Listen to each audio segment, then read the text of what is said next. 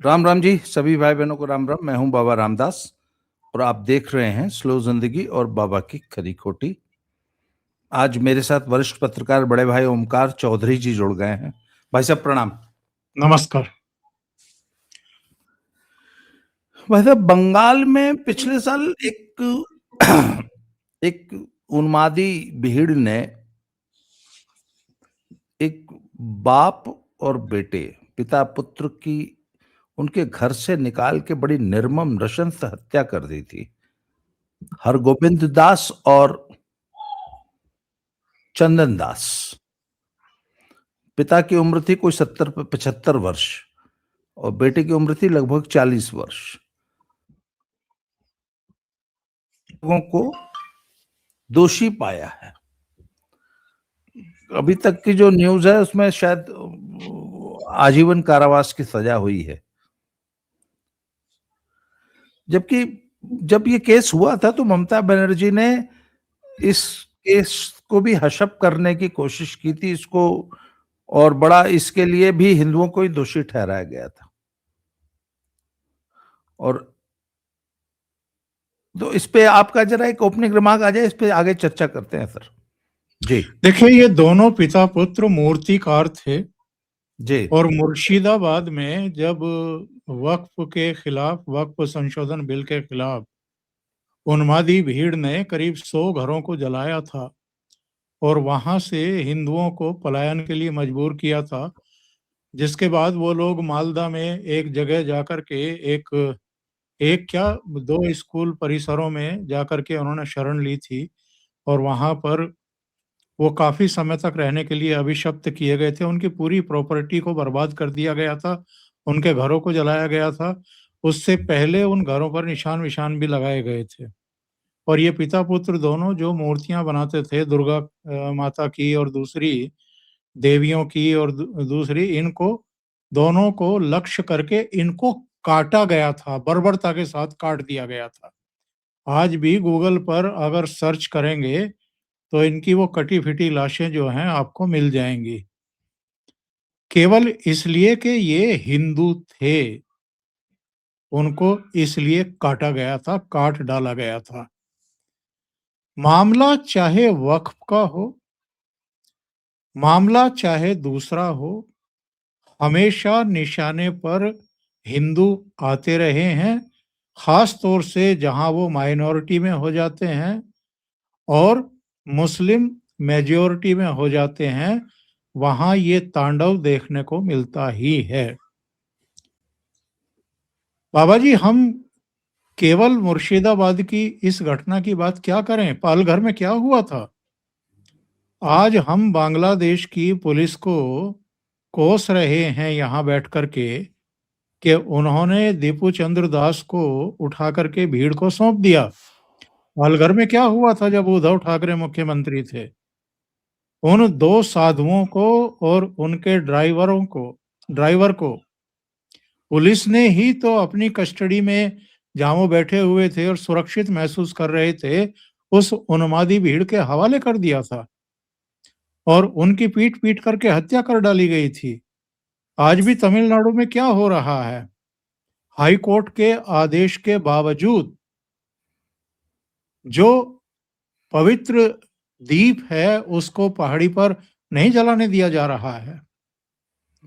हिंदुओं को क्या-क्या नहीं कहा गया है, क्या-क्या नहीं कहा जा रहा है। चाहे मल्लिकार्जुन खड़गे के बेटे हों या तमिलनाडु के मुख्यमंत्री एम.के. स्टालिन के बेटे हों, वो सनातन को कभी कोढ़ बताते हैं, कभी कीड़ा बताते हैं, कभी कुछ बताते हैं।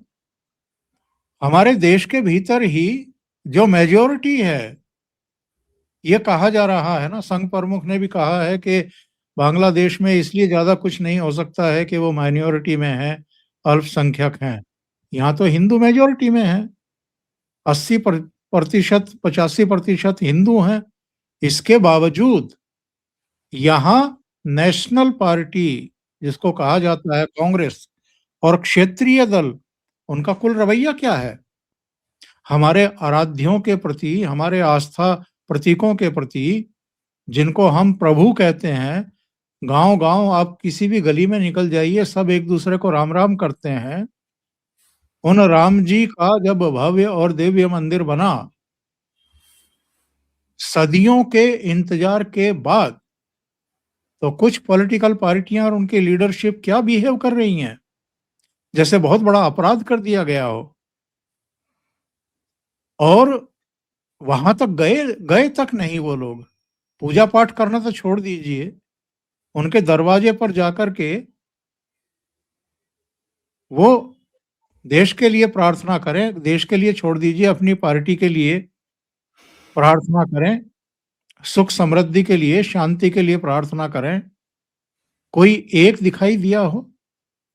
और जो ढोंग और पाखंड करते रहे उद्धव ठाकरे वगैरह, जिनके पिताजी मंदिर आंदोलन के लिए लड़ रहे थे, कोटि कोटि हिंदुओं के लिए, सनातनियों के लिए लड़ रहे थे, जो पाकिस्तानी टीम को हिंदुस्तान में आने नहीं देना चाहते थे, पिच तक खुदवा दी गई थी, उनका आज रवैया क्या है वोट परस्ती के चक्कर में? तो अगर इतने समय बाद ये फैसला आ भी रहा है, तो मैं कहूंगा कि स्वागत योग्य है। लेकिन जितनी बर्बर और क्रूर तरीके से पिता पुत्र की हत्या की गई थी, उसमें सीधे फांसी होनी चाहिए थी। और जब तक ये सेंटेंस नहीं मिलेगा, फांसी नहीं मिलेगी, तब तक लोगों के आंखें नहीं होंगी। क्योंकि जब भीड़ के रूप में ये उन्मादी तत्व एकत्र होते हैं, उसके बाद इनको लगता है कि हम कुछ भी कर सकते हैं, किसी का भी घर जला सकते हैं, किसी का भी खून कर सकते हैं, किसी को भी काट पीट करके उसकी हत्या कर सकते हैं। और कई बार भीड़ का फायदा उठाया है ऐसे तत्वों ने, क्योंकि अतीत में ऐसी अनेक घटनाएं जिनके हम साक्षी हैं, जो हमारी याद में हुई हैं। भीड़ ने तमाम तरह के दंगे, फसाद, मारकाट। मैं तो मेरठ से आता हूं, और मेरठ में 87 का दंगा कौन भूल सकता है? पेड़ भी जल रहे थे, हरे पेड़ भी जल रहे थे। मुझे याद है एक बार घंटाघर पर हम लोग पुलिस चौकी पर बैठे हुए, मैं क्राइम रिपोर्टिंग करता था दैनिक जागरण के लिए। हम लोग घंटाघर पुलिस चौकी पर बैठे हुए थे, एसपी सिटी बैठे हुए थे, सिटी मजिस्ट्रेट बैठे हुए थे। और थोड़ी सी देर में हमने देखा कि भगदड़ मची है। और उस भगदड़ में आपको ताज्जुब होगा, विद इन 2 और 3 मिनट्स करीब 25-26 लोग जो हैं वो सड़कों पर गिर चुके थे स्टैबिंग से, चाकूबाजी से। कोई एक सांड जरा सी गर्दन हिला दे, किसी साइकिल वाले पर चला दे और साइकिल वाला गिर जाए, उसके बाद दंगा हो जाता था। तो ये जो उन्माद है, ये जो पागलपन है, ये कहते हैं ना कि एग्जिस्टिंग जो है, सह अस्तित्व जिसके लिए तमाम तरह की बातें और गंगा जमनी तहजीब की दुहाई दी जाती है, कहाँ चली जाती हैं ये सब चीजें? तो ये तो अब जाकर के नियंत्रण हुआ है, वरना मेरठ है, मुरादाबाद है, सहारनपुर है, मुजफ्फरनगर है, अलीगढ़ है, इवन लखनऊ तक में किस किस शहर का नाम गिनाए उत्तर प्रदेश में जहां दंगे नहीं होते थे और बहाना कुछ भी होता था। तो जो मुर्शिदाबाद में हुआ था और कोलकाता में भी करने की कोशिश की गई थी, ये उन्मादी भीड़ तो कलकत्ता में भी कई दिन तक जुटी थी उस समय। लेकिन कलकत्ता चूंकि पश्चिम बंगाल की राजधानी भी है, तो वहां अगर इस तरह का उपद्रव होता, इस तरह की अराजकता और कत्लो गारत होता, तो ममता बनर्जी को और लेने के देने पड़ते, और ज्यादा उनको कटघरे में खड़ा किया जाता। लेकिन आप देखिए ना कि इस तरह की घटनाओं के बाद भी इस देश में कुछ ऐसे बेशर्म लोग हैं जो या तो चुप्पी साध जाते हैं, या इसको दूसरा एंगल देने की कोशिश करते हैं। दीपू चंद्र दास की जो लिंचिंग की गई है, मारा गया है, उस पर भी यहाँ किस तरह की ब्लॉगिंग हो रही है। किस तरह के वीडियो बनाए जा रहे हैं और किस तरह के बयान आ रहे हैं, शरारतपूर्ण। और ये अखलाक वाला जो केस हुआ था, उसमें किस-किस तरह की बातें नहीं बना दी गई थी, जबकि बाद में पता लगा था कि नहीं, वो मामला हिंदू-मुस्लिम का तो था ही नहीं, वो तो सीट को लेकर के झगड़ा था। तो तमाम ऐसी चीज़ें जो हैं, वो उनको किस तरीके से ट्विस्ट किया जाता है, और यही वजह है, देश बिल्कुल जो है वो ऐसा बारूद के ढेर पर बैठा रखा है, ज़रा-ज़रा सी चीज़ों को लेकर के इस तरह की चीज़ें होती हैं। उत्तर प्रदेश में अगर आज नहीं हो जी। रही हैं, तो इसलिए कि डंडा मजबूत है और मुख्यमंत्री एक ऐसा बैठा हुआ है, जो संभल की तरह और बरेली की तरह इलाज करना जानता है। सर, आज एक और घटना हुई है। जामिया मिलिया इस्लामिया का एक प्रोफेसर है, वीरेंद्र बालाजी शहारे, उसको यूनिवर्सिटी प्रशासन ने सस्पेंड किया है। उसने सेमेस्टर का जो एग्जाम होता है उसमें क्वेश्चन पेपर सेट किया। उस क्वेश्चन पेपर में एक क्वेश्चन दिया कि भारत में माइनॉरिटीज, अल्पसंख्यकों को किस तरह सताया जाता है, प्रताड़ित किया जाता है, उदाहरण देकर समझाइए। ये सीधे सीधे प्रश्न था। उसने ये नहीं पूछा कि क्या माइनॉरिटीज को सताया जाता है, ऐसा कुछ नहीं, सीधे पूछ लिया कैसे सताया जाता है, उदाहरण देके समझाइए। नाम है था वीरेंद्र बालाजी सहारे। मतलब वो एक दिल्ली जामिया मिलिया यूनिवर्सिटी में बैठ के ये नैरेटिव सेट कर रहा है, जबकि हिंदू है ये व्यक्ति, एक वामपंथी हिंदू है। अच्छा, तब जब दिग्विजय सिंह कहते हैं कि चूंकि भारत में माइनॉरिटीज को प्रताड़ित किया जाता है, इसकी प्रतिक्रिया में दीपू चंद्र दास जैसे लोगों की हत्या होती है बांग्लादेश में, तो ये तो पूरा एक सेट नैरेटिव चल रहा है वामपंथियों का, कांग्रेसियों का। देखिए, ये अकेले लोग नहीं हैं साहब, हजारों लाखों हैं, हजारों लाखों हैं जो कहने जी। को हिंदू हैं, लेकिन इनकी बेशर्मी देखिए आप। ये नहीं पूछते प्रश्न, ये नहीं डालते उसमें स्टूडेंट्स के सामने कि साहब जब आज़ादी हुई थी, जब बंटवारा हुआ था, ये बताइए कि पाकिस्तान में कितने अल्पसंख्यक हिंदू थे और बांग्लादेश में कितने थे जब 1971 में बांग्लादेश बना था, और आज कितने बचे हैं। और उन कारणों पर प्रकाश डालिए जिनके चलते वहां पर हिंदू जो अल्पसंख्यक थे, वो धीरे धीरे खत्म हुए हैं। ये नहीं पूछते ये, क्योंकि इनके मन में जहर भरा हुआ है। और जब से नरेंद्र मोदी प्रधानमंत्री बने हैं, तब से तो जहर नहीं भरा हुआ है, आग लगी हुई है। तो ये जानबूझ करके इसके इस तरह के शरारतपूर्ण प्रश्न डालते हैं और इनके आका ऐसा डलवाते हैं। इनके ऊपर भी कुछ लोग बैठे हुए हैं जो प्रश्न पत्र जब तैयार होते हैं, तो इस तरह की चीजें, इस तरह का टेक्स्ट, इस तरह के सवाल डलवाते हैं जानबूझ करके। ऐसे लोगों को तो नौकरी में ही नहीं होना चाहिए साहब। इनका तो बच्चों को पढ़ाने से कोई लेना एक ना देना दो है, ये तो एजेंडा चला रहे हैं। और ऐसे एजेंडाधारी पॉलिटिकल पार्टियां भी हैं, उनके लीडरशिप भी हैं, अलग-अलग बहुत सारे संगठन अभी भी हैं। ये जनरल वीके सिंह जो हैं, वो जो ढाई मोर्चा बताते थे, 2 मोर्चे पर तो पाकिस्तान और चीन को वो रखते थे, आधा मोर्चा देश के भीतर का रखते थे। तो मुझे लगता है कि अब ये बढ़ कर के 4 मोर्चे हो गए हैं।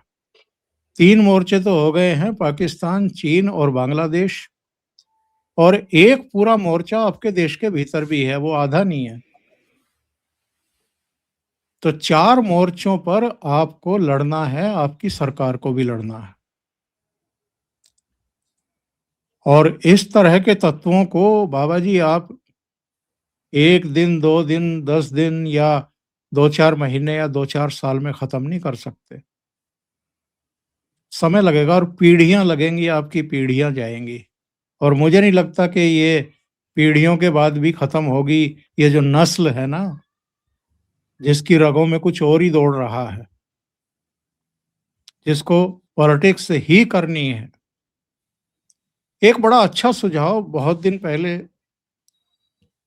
दिया था, और सुझाव ये था कि ये सारी पॉलिटिक्स खत्म हो जाएगी जिस दिन ये अनिवार्य कर दिया जाएगा कि जो मुस्लिम बाहुल्य कॉन्स्टिट्यूंसी हैं वहां से तो हिंदू लड़ेंगे,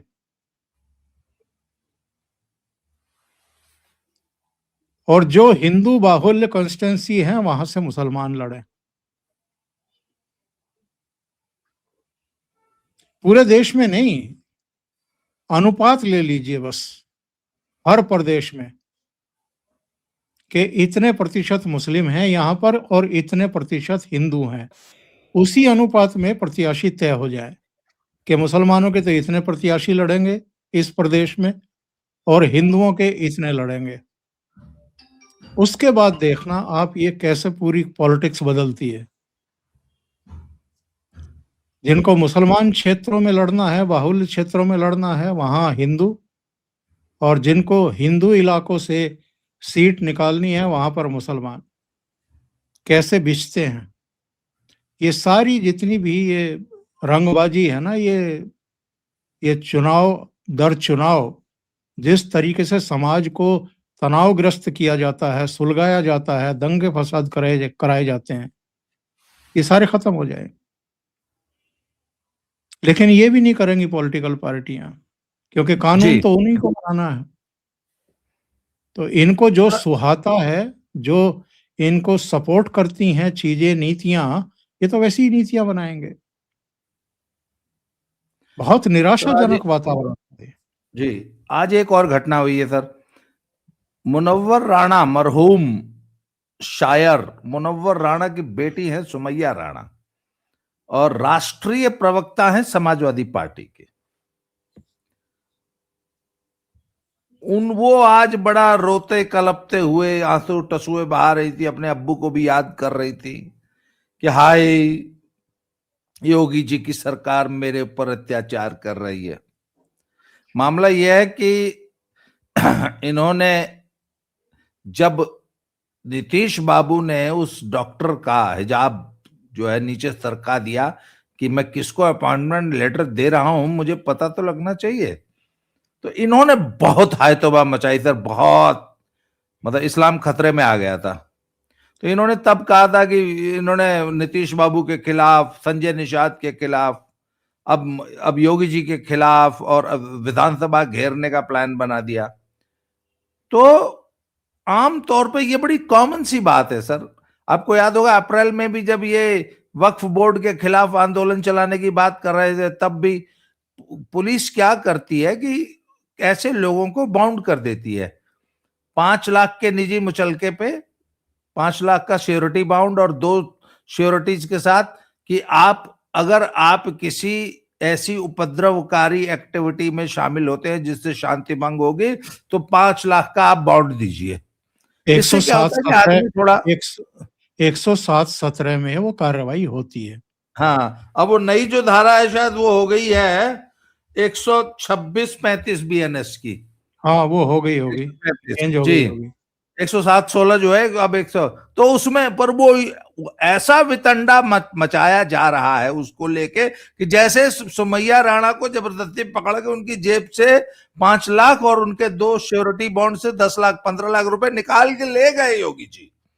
ऐसे हल्ला मचाया जाए, रो कलप रही है, वो महिलाओं पे अत्याचार हो रहा है, मेरे पे क्यों मुचलका, मेरे पे क्यों ऐसा बॉन्ड लगा दिया। जी एक तो मैं इनका वीडियो भी देख रहा था, वो लेडी जो अपना लेटर लेने के लिए नीतीश कुमार के पास आई थी, जी उसका आपने ध्यान से देखा चेहरा, यहाँ तक ढका हुआ था ऐसे, और यहाँ ऊपर से ढका हुआ था, उसकी केवल ये आंखें दिखाई दे रही थी। जी तो ये जो मुनव्वर राणा की बेटी है, इन्होंने तो अपना चेहरा नहीं ढका हुआ है जब वीडियो बना रही हैं। हम्म। इल्तिजा महबूबा मुफ्ती की बेटी जो एफआईआर दर्ज करने के लिए गई थी पुलिस स्टेशन में नीतीश बाबू के खिलाफ, उनका जरा वीडियो देखिए। उन्होंने क्या बुर्का पहन रखा है क्या, या हिजाब लगाया हुआ है क्या? नहीं, बिल्कुल नहीं लगाया हुआ। आरफा खानम शेरवानी जितने वीडियो बनाती हैं, उनकी बाकायदा सारा सिर जो है वो उजागर होता है, उनकी जुल्फें सब देख सकते हैं। उनका पहनावा आप देखिए, विदेशों में वो किस तरीके से घूमती हैं, किस तरह का पहनावा रहता है उनका। वो तो कभी बुर्के में दिखाई नहीं दी। तो ये जितने भी लोग हैं, जितने भी ये नेता बनने की कोशिश कर रहे हैं, ये दूसरों को हिजाब में और बुर्के में क्यों रखना चाहते हैं और खुद आजादी से क्यों घूम रहे हैं? सारा चेहरा अपना क्यों दिखाते घूम रहे हैं? इनको भी हिजाब पहन लेना चाहिए। जो दूसरों पर आयत करना चाहते हैं, वो अपने पर भी तो लागू करें। ये राजनीति क्यों हो रही है? दूसरी बात ये है कि इन्होंने ठेका ले रखा है क्या कि मैं जी कमिश्नर के पास गई, मैं वहाँ गई, मैंने वहाँ तहरीर दी, मैंने वहाँ ये किया, कोई मेरे से पूछने के लिए आया, बात करने के लिए आया, तहरीर लेने के लिए आया, मैं तो अब नहीं जाऊँगी, मुझे नोटिस थमाया गया, मैंने नोटिस अपने नहीं लिया, मैं जाऊँगी भी नहीं वहाँ पर। क्यों भई? इस देश के कानून में, इस देश के पुलिस प्रशासन, उनकी कार्रवाइयों में आपका भरोसा नहीं है, तो आप पॉलिटिक्स क्यों कर रही हैं? आप एक ऐसे राजनीतिक दल से क्यों जुड़ी हुई हैं जो पक्ष-विपक्ष की राजनीति करती रही है? वो तो सत्ता में भी रहे, मुलायम सिंह भी रहे, उनका बेटा भी रहा है। संविधान के तहत शपथ लेते हैं। जो पुलिस है, जो प्रशासन है, वो कानून के तहत काम करता है। यहाँ कोई शरिया कानून है क्या कि आपके हिसाब से सारी कुछ चीजें चलेंगी? आपने नीतीश कुमार के खिलाफ अगर कोई तहरीर यहाँ दी है अपनी राजनीति चमकाने के लिए, और राजनीति ही करने के लिए दी है, वरना आपका लेना एक ना देना दो उस घटना से। वो लड़की उसके परिवार वाले करें अगर कोई कार्रवाई करनी है तो, और वहां करें जहां पे ये घटना हुई है। कोई श्रीनगर थाने में जाकर के कोई इल्तिजा एप्लीकेशन दे रही है, या लखनऊ में कोई मुनव्वर राणा की बेटी एप्लीकेशन दे रही है, मतलब क्या है इन बातों का? या बेंगलुरु में कोई पर्चा दर्ज हो रहा है तो उसका मतलब क्या है? दूसरी बात ये है बाबा जी कि नीतीश कुमार बहुत बुजुर्ग व्यक्ति हैं, 10वीं बार चीफ मिनिस्टर बने हैं। एक बुजुर्ग को, एक पिता या दादा के समान की उम्र के लोगों को ये नसीहतें देने का पूरा पूरा अधिकार है कि इस तरह के सार्वजनिक मंचों पर जब आप आते हैं तो अपनी पहचान छुपा करके ना आए। कम से कम इतनी बेसिक समझ होनी चाहिए ऐसे लोगों को। दूसरी बात यह है कि अगर आप मेडिकल क्षेत्र में आ रही हैं, तो जब आप मरीज का इलाज करने के लिए जाएंगी तो हिजाब में जाएंगी क्या? या आगे जाकर के आपको ऑपरेशन करना पड़ गया, कोई शल्य चिकित्सा करनी पड़ गई, ऐसे ही जाएंगी क्या? पहली बात यह कि आपको इस क्षेत्र में आना नहीं चाहिए। अगर आपको हिजाब अपने चेहरे पर रख करके सेवा करने का आपका मन है, आपको नहीं आना चाहिए। दूसरी बात यह है कि एक बुजुर्ग जो केवल आपको नसीहत देने के लिए ये कह रहा है कि इसको हटाइए, वो तो आपको बहुत बुरा लग रहा है। लेकिन जब हलाला होता है मुस्लिम स्त्रियों के साथ, या उस तरह की कार्रवाइयां होती हैं, उस पर आप लोग कोई एफआईआर दर्ज नहीं कराती। वहां आपको कोई शर्मिंदगी नहीं है। हलाला किसी का हिजाब हटाने से बड़ा गुनाह है, या वो है ही नहीं, गुनाह ही नहीं है? इस पर बहुत बड़ी बहस हो सकती है बाबा जी। लेकिन ये विशुद्ध और विशुद्ध राजनीति चल रही है। इसके अलावा कुछ नहीं है। बिल्कुल सर। अच्छा, एक चीज, जो आउटरीच है ना, वो पूरी तरह सेलेक्टिव है। इल्तिजा मुफ्ती से लेके और सुमैया राणा से लेके पूरे देश दुनिया में आउटरीच हुआ, पर सिर्फ उस मुस्लिम डॉक्टर के ऊपर हुआ। जब गहलोत साहब ने घूंघट हटा दिया था, पल्लू हटा दिया था सिर से, तब नहीं हुआ। या सिद्धरमैया ने जब पूरा उसका तो पूरा पल्लू खींच लिया था, तब नहीं हुआ। ये औरतों के हक की लड़ाई नहीं है, औरतों की इज्जत की लड़ाई नहीं है, ये मुस्लिम विक्टिमहुड है। चलिए, बहुत अच्छी बात है, लोग पहचान रहे हैं लोग। अच्छा सर, दूसरी बात, सबसे बड़ी बात पता है क्या है? लोग जागरूक हो रहे हैं, लोग इनके इस दोगलपन को ना, इनके इस पूरे डबल स्टैंडर्ड्स को बहुत अच्छी तरह से पहचान रहे हैं। ये बड़ी अच्छी बात है, ये लोग एक्सपोज हो रहे हैं। सर, आज की चर्चा को समाप्त करूंगा। आपने समय दिया, इसके लिए आभार, धन्यवाद। जय श्री राम, हर हर महादेव। जय श्री राम।